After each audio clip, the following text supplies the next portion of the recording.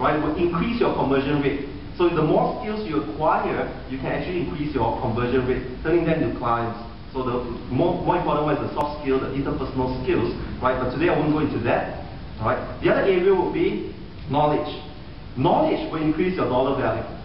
Okay, so the more knowledge you have, and today we are in the information age, right? So again, we need to absorb as much knowledge as possible, attend more trainings, listen to providers, and use this knowledge, right? Regurgitate this knowledge back to the clientele, okay? And that will improve your dollar value.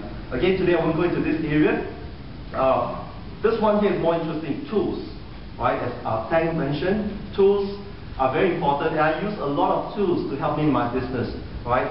Tools will just multiply the results, okay? So I'm going to share with you a simple tool that you can use with your client, right? And later on in your case studies, in your exams, and in your meeting with clients, this one will just solve your risk management portion very, very simply, okay? So how many of you know how to draw a triangle? Only two. Well done. Right, the rest we have to look for Alfred. You teach them how to draw triangles.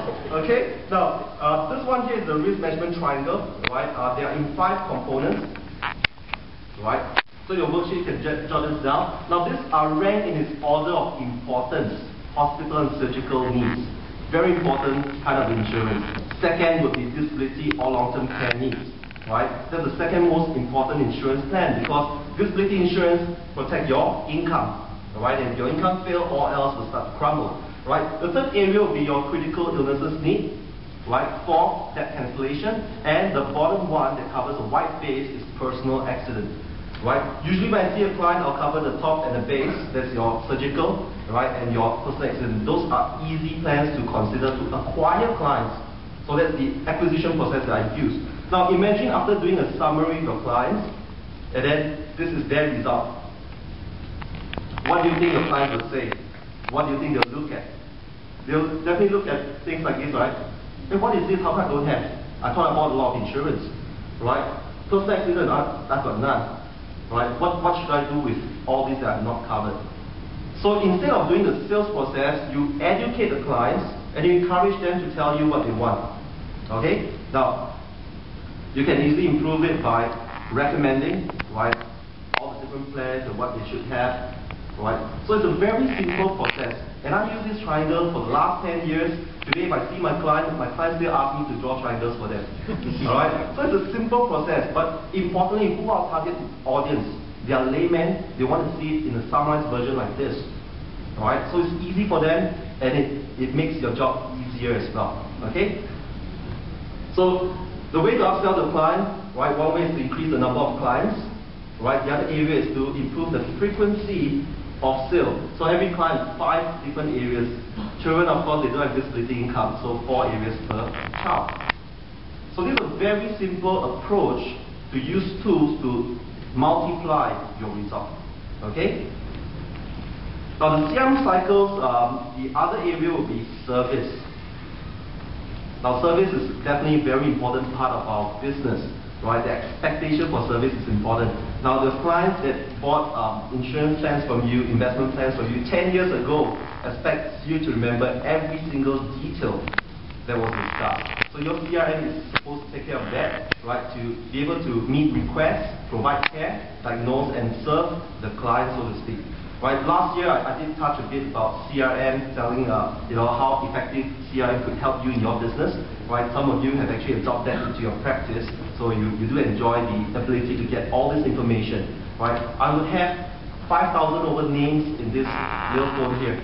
So if my client call me, I know where they call from. Right? Be it at office, be it at home, or on a mobile. Right? So again, this is how a CRM system helps me in managing the business. Right? Now, last year, remember this? Right? All of you were drawing your network chart, networking for growth. Today we're going to go down the second level, how to expand on this network. Okay? So be it in Singapore, in Malaysia, we all do this networking for growth, but this is the second level, right, to network for growth. Now, networking or identify upselling opportunity comes with relationship. Okay? Normally from yourself or your client, the nearest relationship would be their family. then their relative, personal friends, colleagues, acquaintance, online and long lost friends. So that's the usual relationship closeness. Okay. Now, but all of us are dealing in all these different segments. Now, how many of us don't have a family? All of us are family, right?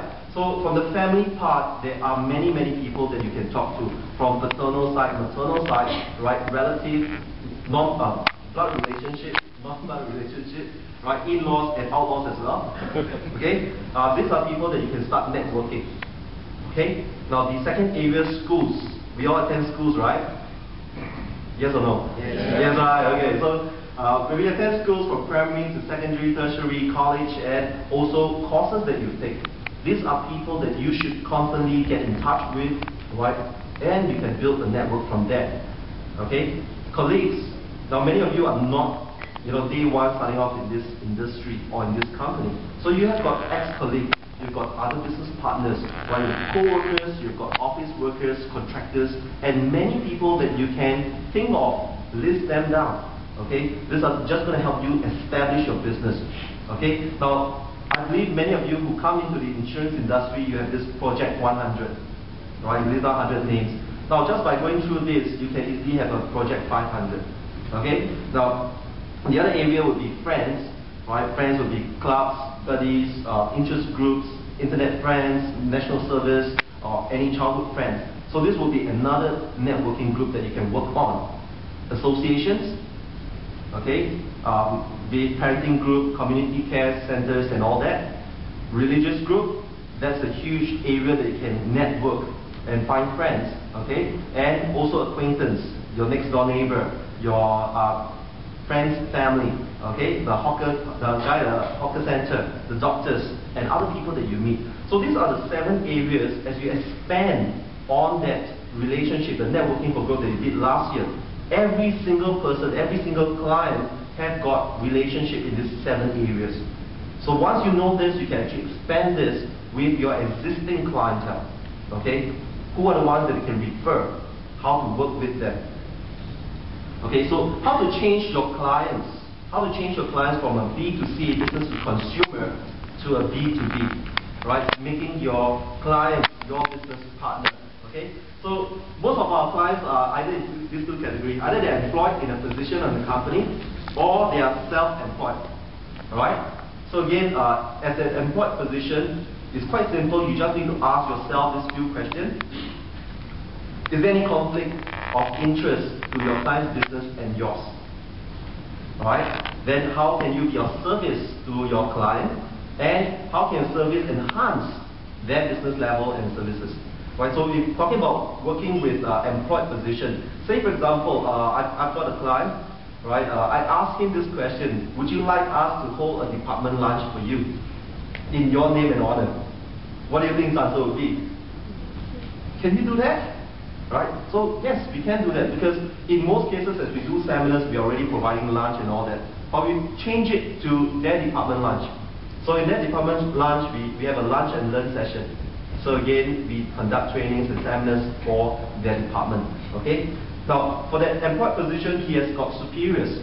Alright, so you can actually look into, do they have department heads? Do they have a human resource that you can work with? Right? So you can ask yourself this question, right? Can you be of service to the department or the human resource, right? And can you enhance their human resource position, all right? So again, in human resource, they like to have employee benefits, and one of them is, events like this. We come in, give talks, so that their staff are updated about their NPF, right, or CPF in Singapore, right? Updated about changes in the financial systems, right? And new plans and products that's helpful for them. So HR actually welcomes this kind of thing. Now the other area would be self-employed, right? People, business owner. First question again: is there a conflict between your business and theirs? Right? Just like accountants and advisors, it's actually a complementary business. Okay? So can your service, right, be, or how can you be of service to your client? And can your service enhance their business relationship? Okay, so again, you can work with property agents, lawyers, right, accountants, and many other areas that we have worked with before. Right, I personally even worked with wellness companies, spa companies. It enhanced their business because